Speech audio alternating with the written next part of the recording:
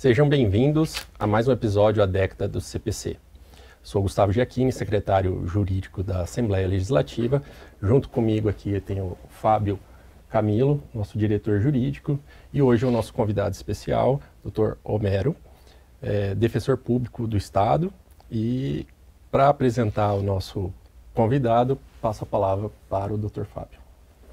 Sejam bem-vindos todos a mais um episódio. Estamos agora no nosso terceiro episódio. Já recebemos aqui por parte da advocacia o Dr. Alexandre Ávalo, por parte da magistratura o ilustre desembargador Wilson Bertelli, e agora queremos bater um papo também com uma área de grande importância para o direito, para a área jurídica, que é a Defensoria Pública. Hoje representando aqui a Defensoria Pública do Estado de Mato Grosso do Sul, o Dr. Homero Medeiros, que é subdefensor público geral do Estado de Mato Grosso do Sul, professor de pós-graduação na área de Direito Bancário, pós-graduado em Direito Constitucional e em Direito Civil pela Universidade de Anhanguera Uniderp.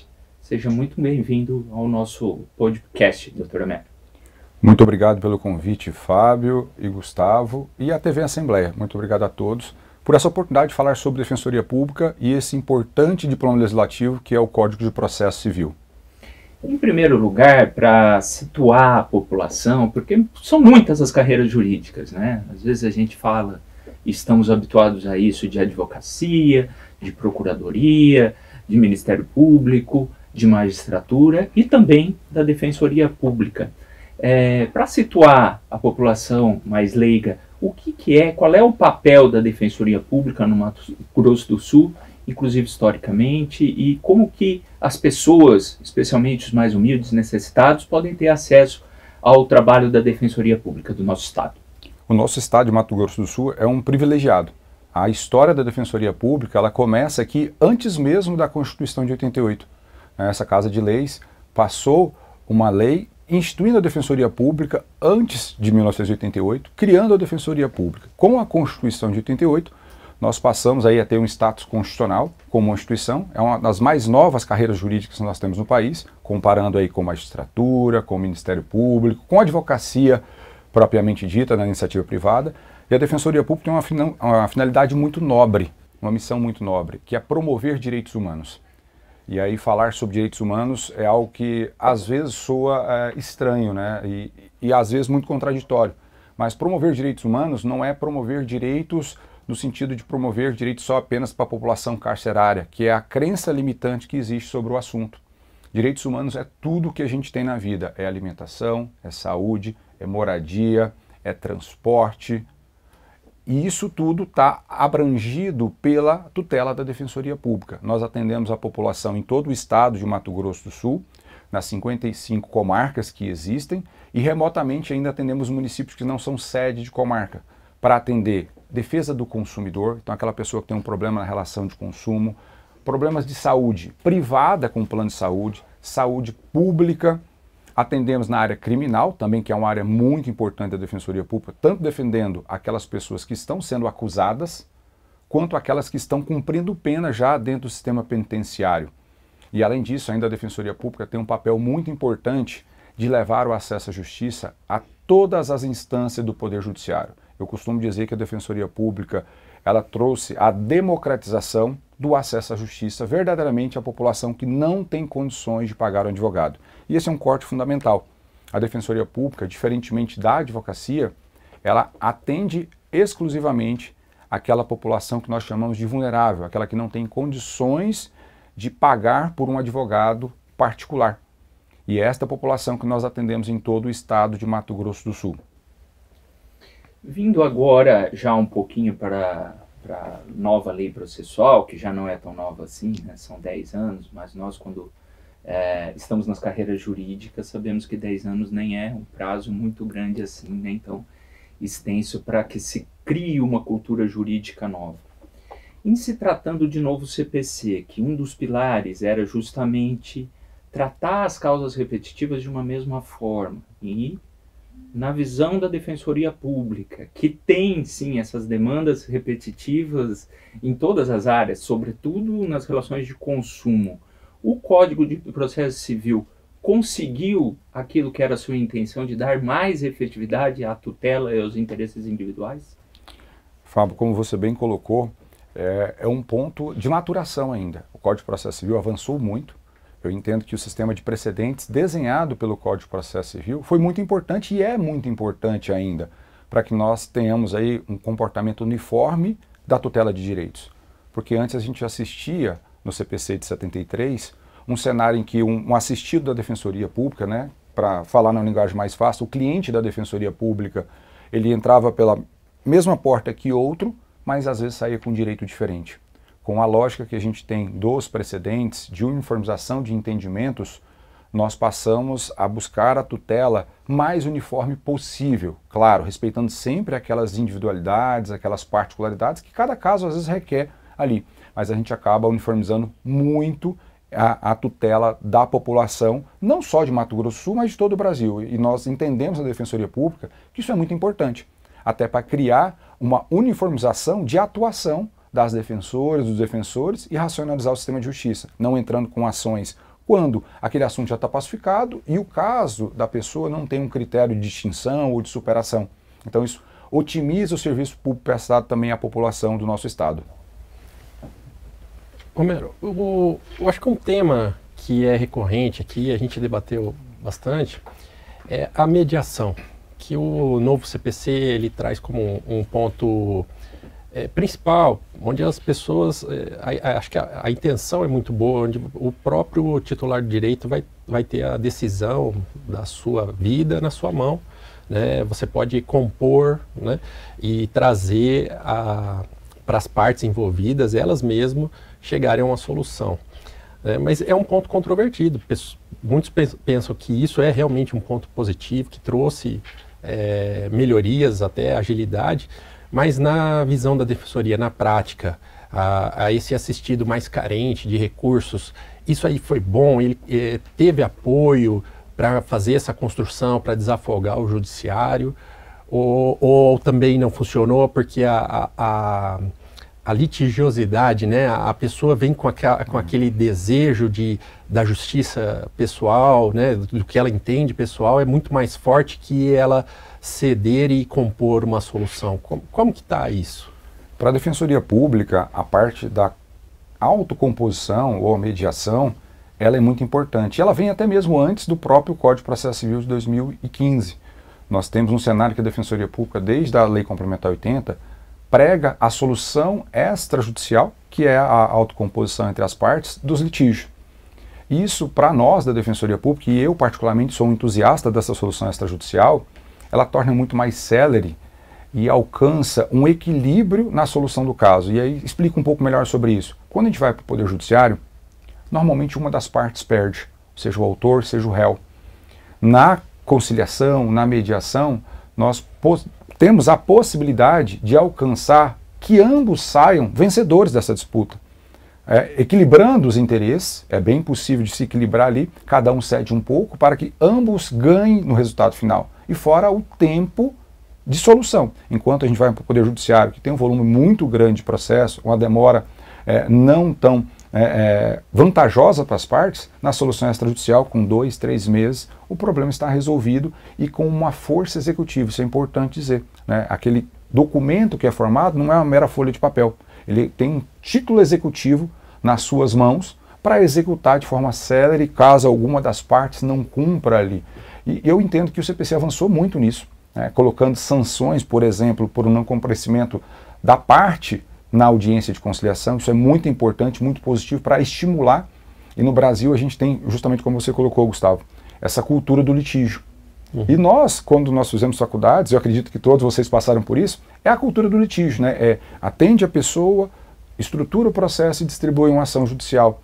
E nós passamos nos últimos anos uma mudança de cultura da formação jurídica, que é a solução extrajudicial. Então a gente tem que levar isso para as pessoas como um fenômeno importante. Lógico que a gente precisa avançar mais ainda, por exemplo, na tutela extrajudicial. O Código de Processo Civil traz essas virtudes, mas, por exemplo, uma audiência de conciliação da Defensoria, se a parte contrária é convidada a comparecer, ela não tem uma sanção, objetivamente falando. Com a lei de superendividamento, nós tivemos algum avanço interessante nessa composição extrajudicial. Mas no processo civil comum, nós não temos. Então não tem ainda mecanismos de incentivo mais forte para a solução pré-processual, né, que eu acho que é mais importante do que a própria audiência de conciliação dentro de um processo judicial. Esse é um avanço que a gente espera muito que aconteça, não só para a Defensoria Pública, mas também para os PROCONs, que tem muita demanda do direito privado, outros órgãos que possam fazer a solução extrajudicial, câmaras de arbitragem, de solução extrajudicial, que tenham sanções pelo não comparecimento, por exemplo, a falta de boa-fé, a falta de cooperação da parte contrária, em pelo menos comparecer para ouvir a proposta. Isso estimula, se tiver uma sanção, ela comparecer e criar uma cultura de solução extrajudicial. Mas eu vejo com muito bons olhos esse avanço CPC. Ainda tem avanço a fazer, mas já avançou muito. Na mediação, o doutor está falando muito de uma pré-mediação da defensoria, uma atitude institucional. Mas na prática, é possível medir que essa audiência de mediação ela trouxe benefícios concretos de redução de demanda, redução de trabalho da defensoria, dessa litigiosidade, para direcionar mais investimentos? O que tem de assim, mais concreto nessa análise da mediação como um avanço do CPC? Excelente intervenção, baseado justamente nisso, nesse cenário de autocomposição, de soluções extrajudiciais, que a Defensoria Pública passou a se modernizar. A pandemia, lógico, trouxe um cenário muito importante para a gente mudar o comportamento, e dentro desse comportamento a gente identificou a necessidade de expandir o horizonte. Antigamente, as conciliações na Defensoria Pública eram apenas presenciais, no nosso formato que a gente está aqui agora. Mas nós investimos em tecnologia para fazer soluções extrajudiciais online. Nós tivemos, por exemplo, acordos na área de família, acordos na área do consumidor, acordos na área de direito civil, áreas possessórias, por meio da conciliação que a gente chama virtual. Nós contratamos uma ferramenta onde a pessoa pode fazer uma solução. Nós tivemos um case bem interessante que o ex-marido mora fora do país, hoje foi embora, e resolveu-se o divórcio por meio dessa plataforma online que tem toda a segurança, toda a gravação, assinaturas eletrônicas para ter uma validade jurídica aquele documento firmado. Então a Defensoria Pública hoje, por conta de valorizar tanto a solução extrajudicial, que ela investe em tecnologia para que esta solução extrajudicial alcance inclusive a população que não tem sede da Defensoria Pública.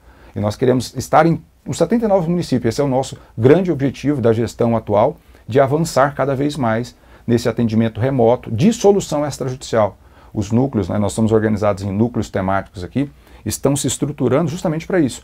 Levar essa solução extrajudicial para as localidades onde não tem sede da Defensoria. E nós entendemos que isso cresceu muito. Para você ter ideia, na área do consumidor é mais fácil de você mensurar. O volume de processo nosso lá hoje, a gente tem uma cultura de solução extrajudicial que alcança em média 30% de solução extrajudicial. Então, são 30% a menos de ações ajuizadas na Defensoria Pública, na área de defesa do consumidor aqui em Campo Grande, por exemplo. E se tratando de relação de consumo, até pegando o gancho nisso que você acabou de falar, Homero, as empresas, os grandes players do mercado e principalmente instituições financeiras, têm tido uma boa adesão a essa solução extrajudicial? Têm procurado também resolver suas questões através desse meio ou há alguma resistência?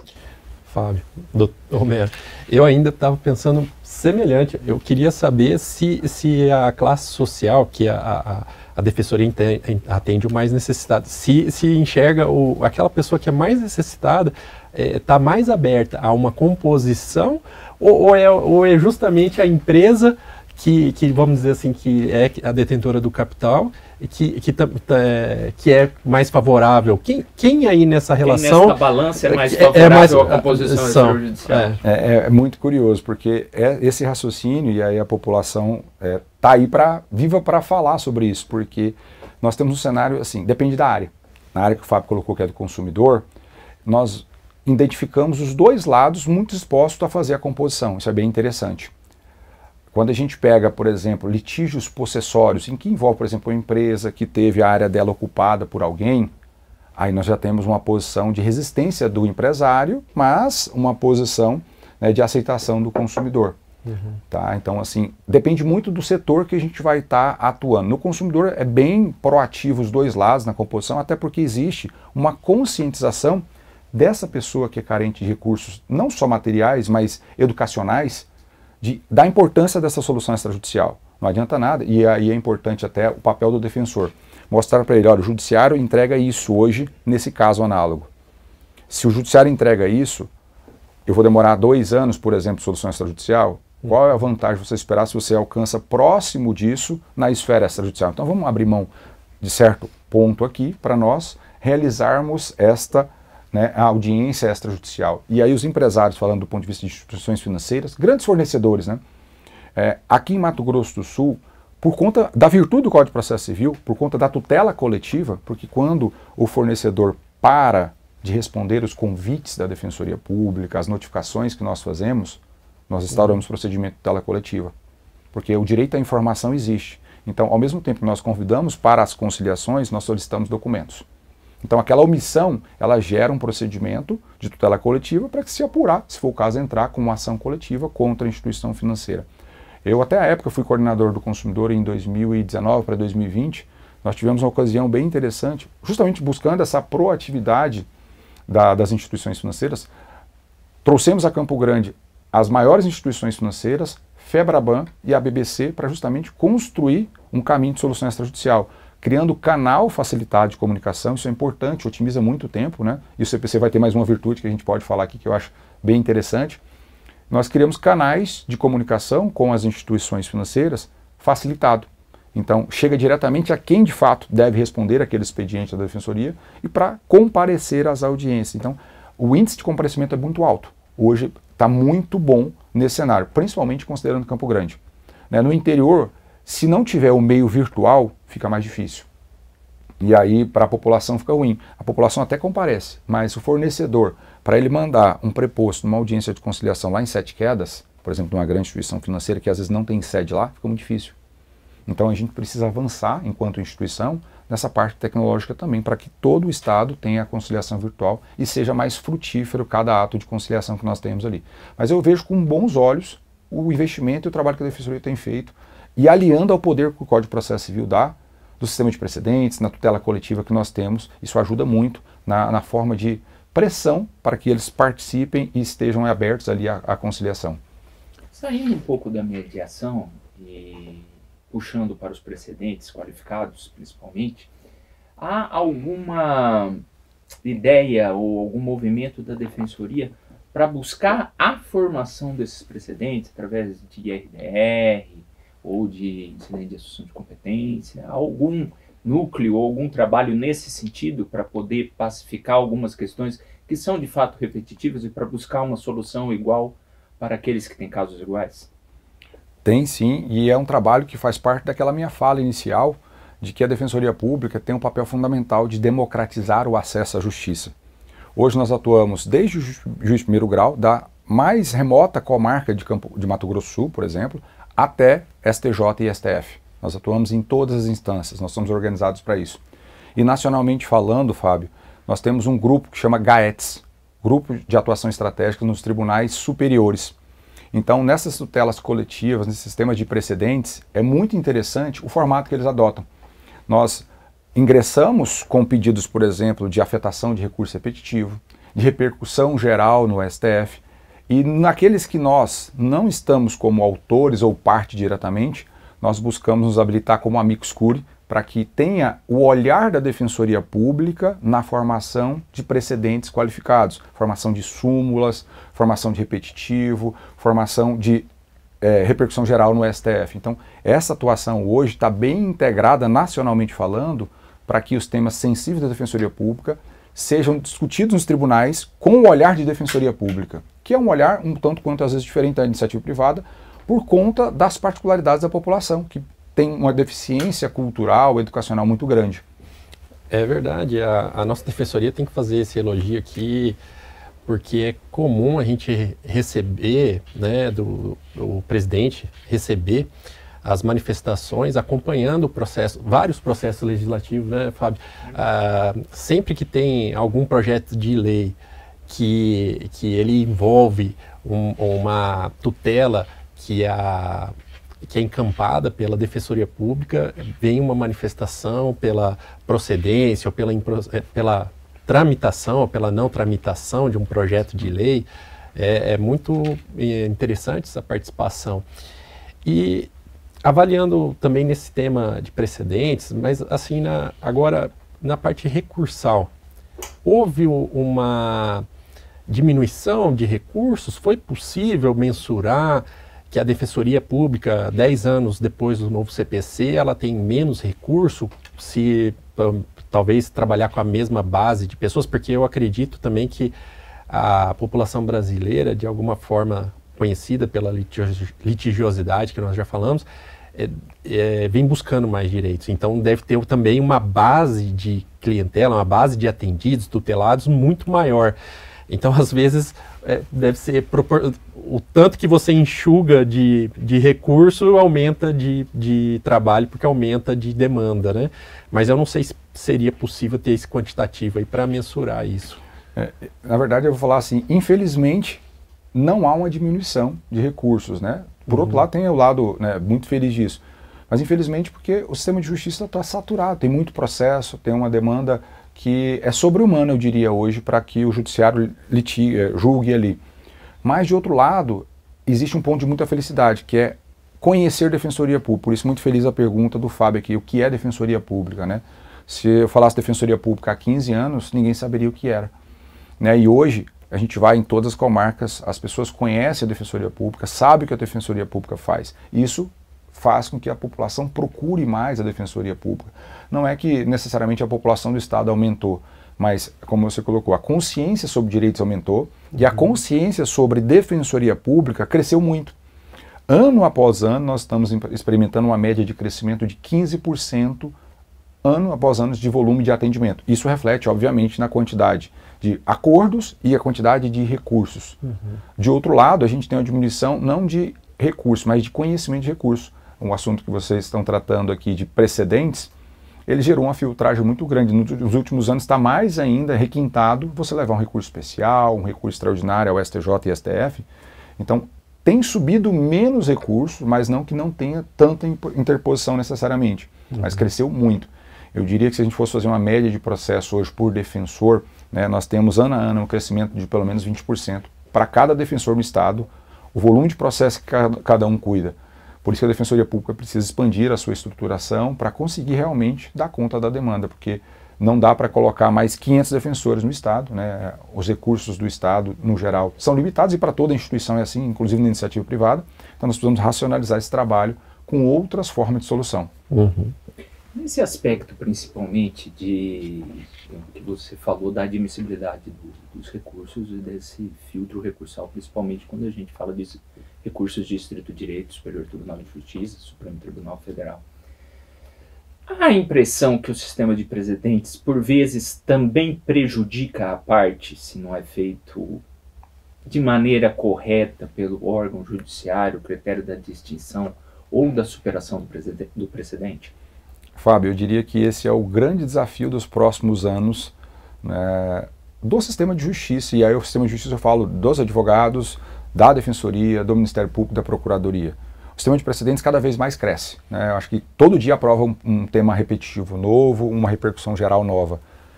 Só que a forma de você lidar com isso ainda depende de uma humanização. Por mais que nós tenhamos inteligência artificial trabalhando, esse lado humano é muito importante. Porque quando eu tenho um tema repetitivo lá afetado, que vira, por exemplo, uma súmula, para eu distinguir o meu caso concreto daquela súmula, não é tão simples assim. Eu preciso fazer um trabalho requintado na Defensoria Pública. Da mesma forma, quando eu quero superar aquele entendimento para que novo entendimento seja formado. E na hora de se apreciar esse recurso, do mesmo modo, precisa de um requinte, não dá para ser uma análise superficial de quem está analisando ali como julgador.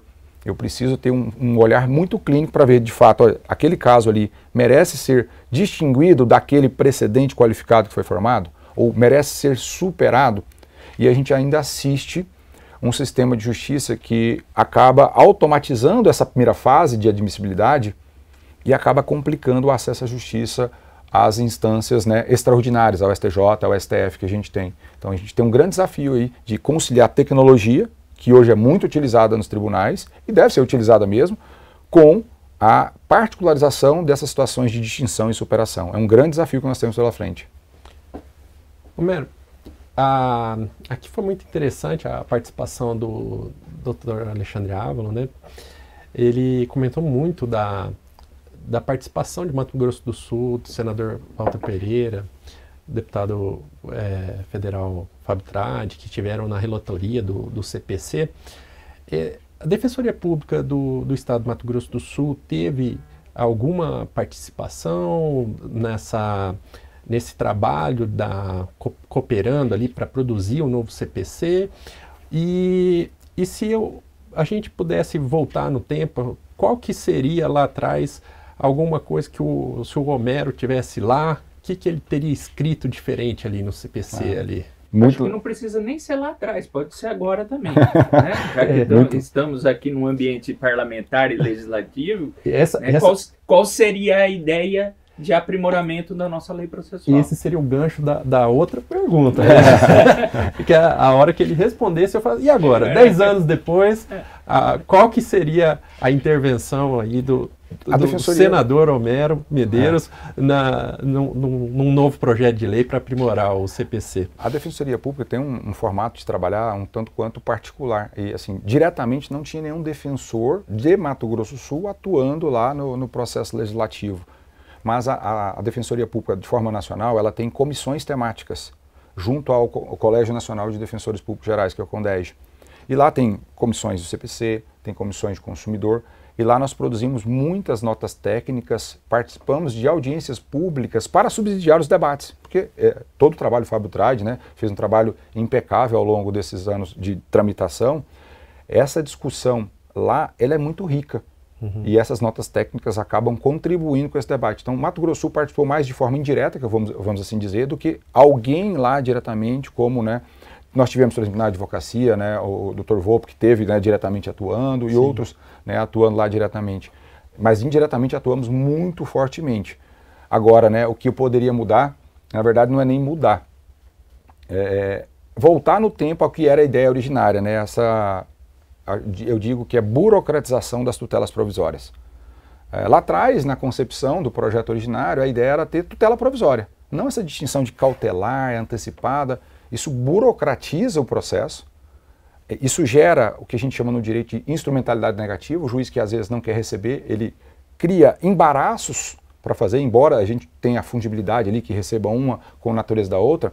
Para mim não precisaria existir a distinção entre tutela cautelar e tutela antecipada, inclusive com ritos diferentes ali na tutela antecedente, por exemplo.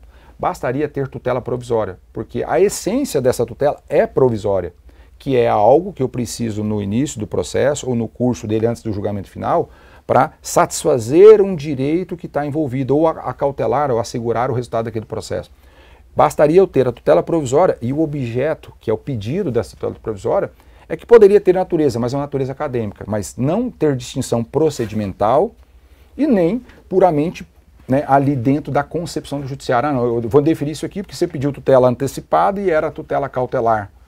Né? Então, essa unificação, que era a essência da origem, depois no final das contas acabou voltando ao que era o CPC de 73, para mim era essencial. Quanto menos burocrático é o processo, melhor e mais célere ele se torna. Tem menos entraves, menos pontos de barreira que a gente possa ter no curso do processo. Então, eu mudaria muito essa parte da tutela provisória, para ser mais efetiva ainda. Sim, como já debatemos, seria o processo menos formalístico, né? E mais direcionado a prover o direito, a conhecer o direito. Isso seria muito bom. E agora? Temos 10 anos de CPC. O CPC precisa uma intervenção legislativa para ter um resultado de menor tempo processual para a população, mais efetividade, ou é uma questão de aplicação, de interpretação, que falamos muito de precedentes, colocar o precedente em prática, ou precisamos de uma intervenção legislativa aí? Olha, a pergunta eu diria desafiadora, né? Responder isso demandaria, acho que, quase que um curso. Mas, brincadeiras à parte, a gente tem que cessar essa política de querer estancar todos os problemas que nós temos só com leis. Nós precisamos primeiro preocupar com implementar e tornar eficaz aquilo que já está positivado. Nós temos várias virtudes no Código de Processo Civil de 2015 que precisa de aplicação. O exemplo é o sistema de precedentes. Nós temos um artigo lá que é muito claro, 927, que fala que os juízes e tribunais deverão, a flexão verbal aqui é impositiva, não é facultativa, observar os precedentes qualificados. E até hoje a gente assiste, né, decisões judiciais, sentenças judiciais, descumprindo um precedente qualificado sem qualquer distinção ou sem qualquer argumentação de superação. Só isso aí já tornaria o processo muito mais racionalizado, né? Então a gente precisa mais de aplicação prática, mudança de cultura no judiciário, do que simplesmente alterar a legislação. Lógico, tem alguns pontos que podem sofrer atualizações, mas antes de preocupar com isso, é tornar mais efetivo o que a gente já tem posto, para depois a gente avançar em cima de novas disposições legais. Eu entendo que primeiro é mudar a prática, a consciência. E eu vou dar um exemplo, e isso eu acho que é nacional, não é só um problema de Mato Grosso do Sul. Nós tivemos recentemente a implementação da lei do superintendimento, que tem a ver com o processo civil, porque na essência vai se resolver dentro do processo civil, que visa resolver um problema crônico da população e não é um problema só social. Eu gosto muito de falar sobre isso. É um problema econômico, porque a população superendividada está fora do mercado e fora do mercado ela não faz girar riquezas e o Estado como um todo está perdendo muito com isso. E aí nós estamos assistindo no Brasil todo, literalmente uma guerra de procedimentos. Cada Estado quer fazer de um jeito o tratamento do superendividamento. Aí veja, se a gente tivesse todo mundo aplicando corretamente o procedimento comum que existe lá no processo civil, nós estaríamos com metade dos problemas resolvidos. Hoje um advogado, um defensor público, ele tem que gastar 2, 3 recursos para fazer ser recebida a sua petição inicial de superendividamento. Porque cada um recebe de um jeito, num trâmite de um jeito. Então a gente precisa cumprir o que está lá, para depois pensar em avançar legislativamente. Eu acho que está muito dentro daquilo que você falou inicialmente, né, Romero? A gente tem um sistema de precedentes, a gente tem um 927. Agora, a cultura, ela precisa de mais tempo de maturação do que somente 10 anos. Essa cultura é que ela precisa ser aprimorada. A cultura do precedente, ela é, na verdade, um quebra de paradigma, né? Porque nós viemos de uma cultura do civil law. Então, efetivamente, eu acho que essa dificuldade a gente tem. Mas, para elogiar um pouco o código, o que você até permeou isso em uma das suas respostas, o código tem muita coisa boa. Eu diria, por exemplo, o prazo em dias úteis, acho que foi um ganho enorme do nosso código.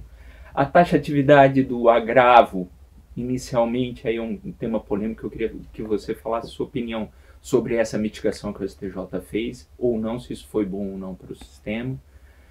Enfim, falasse um pouco das coisas boas também que vieram nesses 10 anos do novo Código de Processo Civil. Já vou começar com uma virtude do Código que tem a ver com a defensoria, né? E é uma curiosidade, não sei se alguém já teve, né, esse clique, né? O Código de Processo Civil de 73 falava de defensor, entre a palavra, o radical defensor, tá?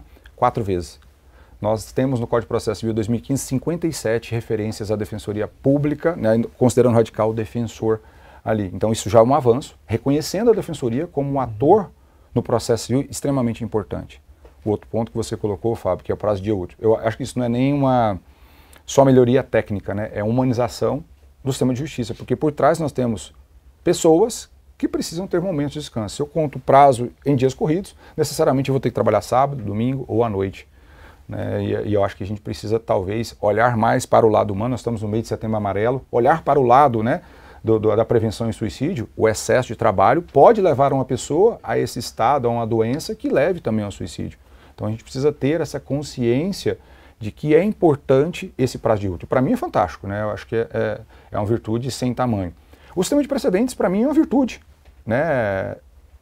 Eu acho que é romper literalmente um paradigma que há anos a gente estava tentando implementar. O CPC de 73 tentou avançar com as suas reformas, mas eu fui muito feliz, o CPC de 2015, em trazer essa obrigação, esse dever de observar os precedentes. E cada vez mais o STJ e o STF têm se apropriado disso. É muito positivo, realmente. Só que aí vem o problema que você falou, né, de agravo de instrumento. Rol taxativo, isso é bom ou é ruim? Eu diria que como um bom defensor ou um bom advogado, eu falo, depende da parte que eu estou representando, né? Se eu estou para alguém que tomou a decisão contra, o rol taxativo mitigado é muito bom. Mas pensando assim tecnicamente para a celeridade do processo, isso prejudica. né, o andamento, porque a gente assiste um volume de recursos crescente, porque o que é excepcional entra na margem da subjetividade do ser humano. O que é urgente? Urgente para mim pode ser uma coisa, para você pode ser outra, e para você pode ser outra completamente diferente. E para quem está nos assistindo, outra questão. Então, flexibilizar demais abre muito espaço para atrasar o andamento do processo. E se nós pensarmos na execução, que é outro ponto positivo do avanço do CPC, né, a melhor organização das execuções, o cumprimento de sentença, a execução extrajudicial, a execução toda... As executivas atípicas é excelente. Estão sendo praticadas. Sim, excelente, fantástico isso aí. O agravo é uma trava. Eu posso, como devedor, e um devedor que quer prejudicar o andamento, atravessar um agravo atrás do outro para importunar o andamento do processo, né? E aí eu vou trazer situações que nem eram agraváveis, que vão se tornar agraváveis por causa do rol taxativo mitigado. Então, ele tem algumas situações, mas tinha que estar muito mais claro o que seria esse mitigado. Ficou muito aberto ainda, situações urgentes, né? Aí fica muito na cabeça do ser humano, sai várias coisas. E as medidas atípicas, eu acho que é o último ponto aí fantástico, né? Para tornar mais efetivo o cumprimento das obrigações em geral é fundamental. Quem diria que a gente ia pensar em a pessoa ficar sem habilitação, ficar sem um passaporte há 10, 15 anos atrás, né? Hoje a gente tem medidas aí muito impactantes que faz com que o devedor cumpra a obrigação. Isso é muito positivo hoje no Brasil. Vou falar uma coisa, mas trazendo para a advocacia, na verdade, e que poucas pessoas falam sobre isso até, mas na prática e no dia a dia, não sei se você já teve isso, Gustavo, a defensoria provavelmente não tenha, a não ser que não seja concedida justiça gratuita, o que não acontece com os representantes da defensoria. Mas o simples fato de ter o honorário recursal faz as pessoas desistirem de recorrer. Sim. Mas não foi nenhuma nem duas vezes no escritório que isso aconteceu. Eu já chego e falo, ó, você quer? Tá, qual que é a minha chance, doutor? Olha, é para ganhar tempo, mas tem uma coisinha aqui que não tinha. Você vai pagar mais. Ou pelo menos você vai dever mais, ainda que eu não tenha patrimônio, né? Vai ficar devendo mais. E isso faz com que as pessoas desistam mesmo do recurso, né? Isso também eu acho que foi algo assim muito alvissaceiro do novo Código de Processo Civil. Bom, Homero, o nosso bate-papo aqui está maravilhoso. Estamos aqui muito satisfeitos com a visita, com a presteza de vir até a Assembleia, vir até a TV, prestar esclarecimentos, dizer como que a Defensoria Pública vem atuando pelos tutelados de Mato Grosso do Sul. E eu estou muito satisfeito aqui de poder ver como que a Defensoria Pública do Mato Grosso do Sul está bem aquilatada com o seu corpo, né, de defensores, que favorece a população mais carente, né, de ter um apoio qualificado. Porque é muito comum a pessoa carente, né, de recursos materiais achar que não vai estar bem assistida, né? Sim, que vai ter muito comum, vai ter uma pessoa às vezes de pouco interesse na causa dela, ou até mesmo um pouco preparado, o que é um absurdo, né? Isso. Tendo em vista que é uma pessoa concursada. Tudo. Isso. Então, a sua representação aqui pela Defensoria Pública, né, abrilhanta e qualifica todo o corpo, né, da gente poder perceber o quanto que a Defensoria Pública está preparada com pessoas qualificadas, com concursados, com pós-graduação, que se empenham em prestar um serviço de qualidade para pessoas sem ver a quem, né? Fica até uma ideia religiosa, né? Um sacerdócio que a Defensoria Pública exerce e que a gente agradece aqui de saber que a população carente de Mato Grosso do Sul vem bem assistida, bem protegida, né, pela Defensoria Pública com todas as dificuldades que a gente passa, né, de ser um órgão público, ter dificuldade de orçamento. E assim, queria agradecer a sua participação aqui com a gente no nosso programa A Década do CPC, e a gente pôde revisitar temas importantes aqui, Muito obrigado pela sua participação. Eu que agradeço muito e agradeço à TV Assembleia, ao Fábio, ao Gustavo e a todos que estão acompanhando também o podcast. Parabéns pela iniciativa. A Defensoria Pública fica muito feliz de ver a Assembleia, a TV, a Assembleia propagando, né, direitos na TV. Isso é muito positivo. A população precisa cada vez mais se empoderar. Eu acho que a palavra é essa. E o empoderar tem tudo a ver com a fala nossa, que é o programa, né, a década do CPC. Quanto mais as pessoas conhecem seu direito, mais elas vão ter consciência do que ela pode exercitar e mais ela pode também fazer uma autotutela do direito que ela está sofrendo a lesão. Porque quando eu sou ignorante no assunto, a tendência é eu agir de forma bruta e falar, não aceito, eu quero isso, eu quero aquilo, que ele tem algo que está muito fora da realidade. E quando eu tenho consciência daquilo que eu tenho direito, eu sei o limite onde eu posso chegar. E isso fornece subsídio para uma melhor autotutela, para uma composição. Tem tudo a ver. Eu agradeço muito essa oportunidade. A Defensoria Pública está à disposição da Assembleia, da TV Assembleia, de vocês, para falar sobre os mais assuntos que são importantes para a população de Mato Grosso do Sul. Muito obrigado. Obrigado, Homero. Foi um prazer muito grande. Eu acho que nós estamos conseguindo, com esse programa da década do CPC, ter visões diferentes sobre o mesmo tema. E isso é salutar, é importante. É, na verdade, um aprendizado a cada programa que a gente está fazendo. Muito obrigado pela sua disponibilidade. Obrigado também à mesa diretora, à TV Assembleia, por estar dando espaço e oportunidade para a gente e falar que a Defensoria, na verdade, garante não só o primado constitucional do acesso à justiça, mas garante, sobretudo, muito principalmente, o próprio Estado democrático de direito, que é democratizar esse acesso. Chegamos ao fim desta edição do programa A Década do CPC. Obrigado pela sua atenção. Faça sua pergunta nas redes sociais. Até a próxima edição.